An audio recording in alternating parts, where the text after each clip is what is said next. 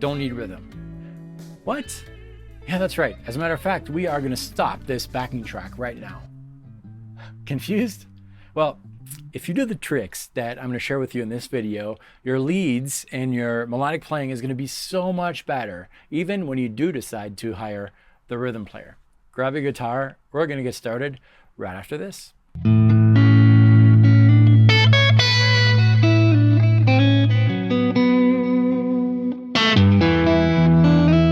Hi, my name is David Wallerman. Welcome to this channel, which is all about helping guitar players around the world find their unique voice on the instrument, develop that voice to tell their own musical personality. And today we're talking about blues. Well, actually, the lesson today is for any musical genre. It's going to help in anything. The idea is to have a good idea of the chords that you're playing over. And we're using the blues because the chords of the blues are ingrained in our hearts. We know them, the 1, 4, 5, right? So if we're in the blues in A, and in this case we are in a blues of A, with the backing track, here is that A. A7 in this case. Okay, A dominant 7. Okay, no problem, that's our 1. And then we have the 4, which is a D7.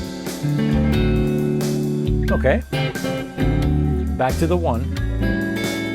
So far, only 2 chords, right? 2 dominant 7 chords. Here's the 5, E7. Back to the 4, E7, and A7. And let's face it, typically players would do something like this. Right? A minor pentatonic.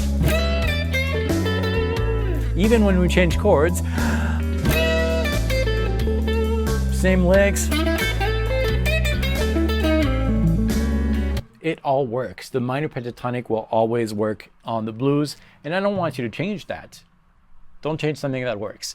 However, there are other options that might help you be more impactful on the listener, and that's to target tones of the chords.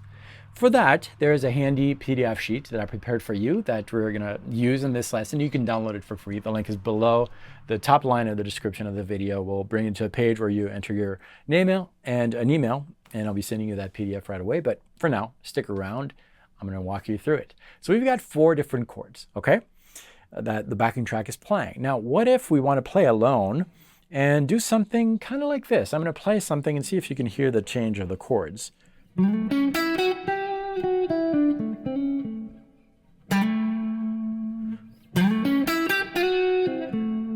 You heard something, right? Right there. Back to the 1.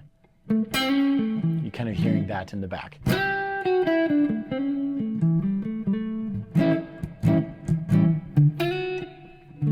Right? Back to the 1. See if you can hear the 5.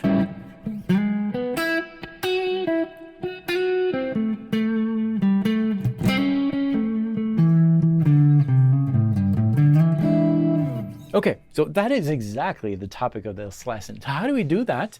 Well, we need to have kind of a mental map of those chords.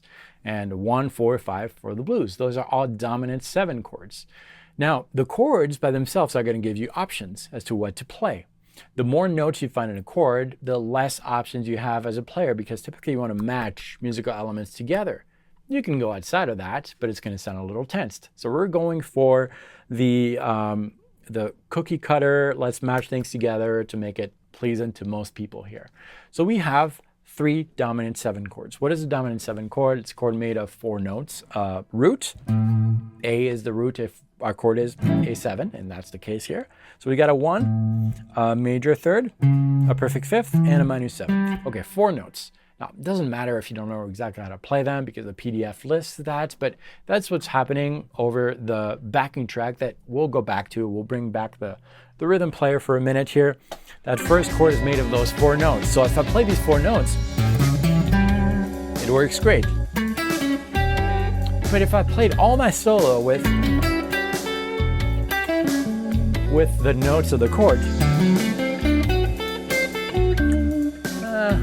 it's a little predictable, right? Very predictable.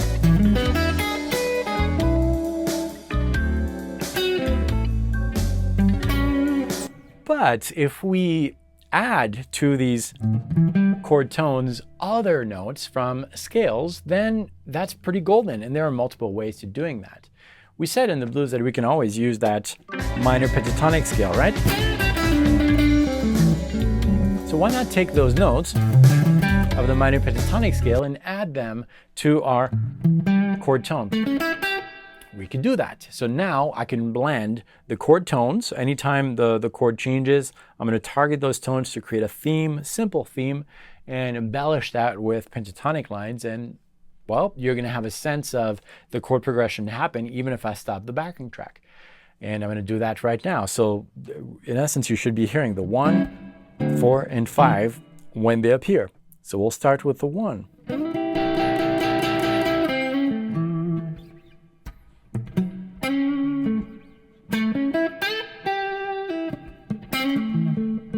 Still on the 1, here's the 2, the 4, the second chord.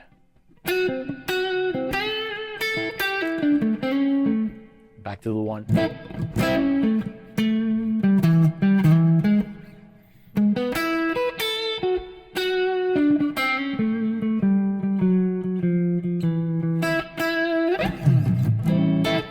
Okay, you heard the chord progression without needing the rhythm player. Now, there is another way. Also, there are multiple ways as far as which scales you want to use. And one kind of logical way is to associate with each of these dominant 7 chords a Mixolydian mode, which is the mode, the scale that fits perfectly, or one of these scales, I should say, that fits perfectly that dominant 7 chord. So we're going to try that. This time, the Mixolydian mode, and again, everything is listed in the PDF. For A7, we've got our arpeggio, the 4 notes that make that A dominant 7, to which we're adding some notes to have the Mixolydian. And then we'll do the same for D7, D Mixolydian, and E7, D Mixolydian. I'm going to try that this time, and just like I did before, target the chord tones and embellish with the notes of the Mixolydian mode this time. So here we go. We're starting with the A.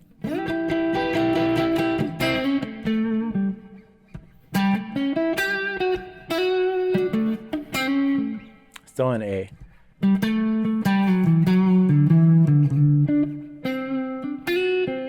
We're in D, right? A.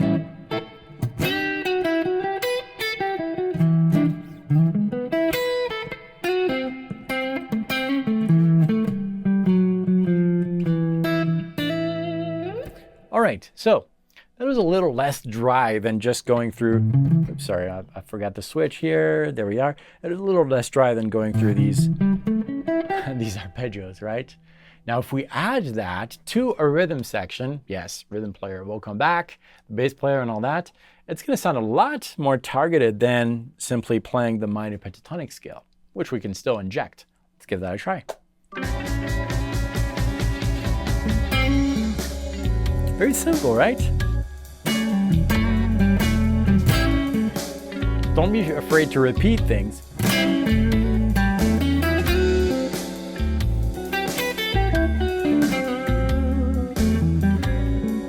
going to add a little pentatonic here. Here's the 4 chord, the 5 chord, the 4,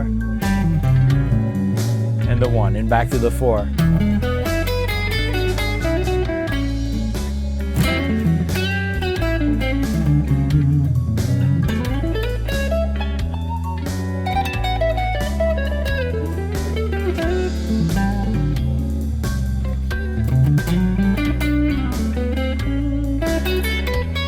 Always kind of target those chord tones. I'm going to target the 5. Yeah. The 4 and the 1.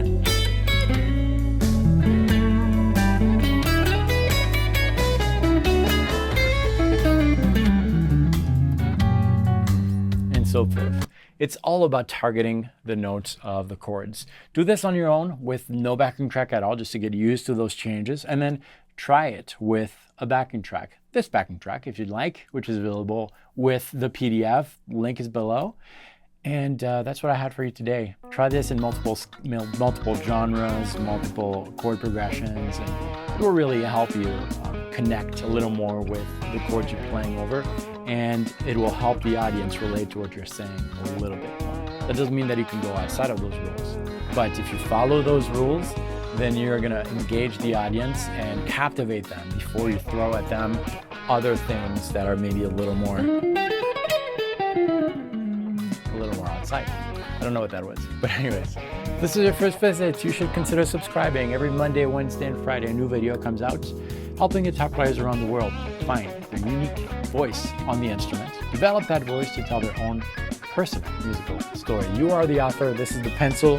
By the way, this is a Harley Benton. For those of you who are going to ask in the comments, I reviewed it on the website. I use it every once in a while. I really like it.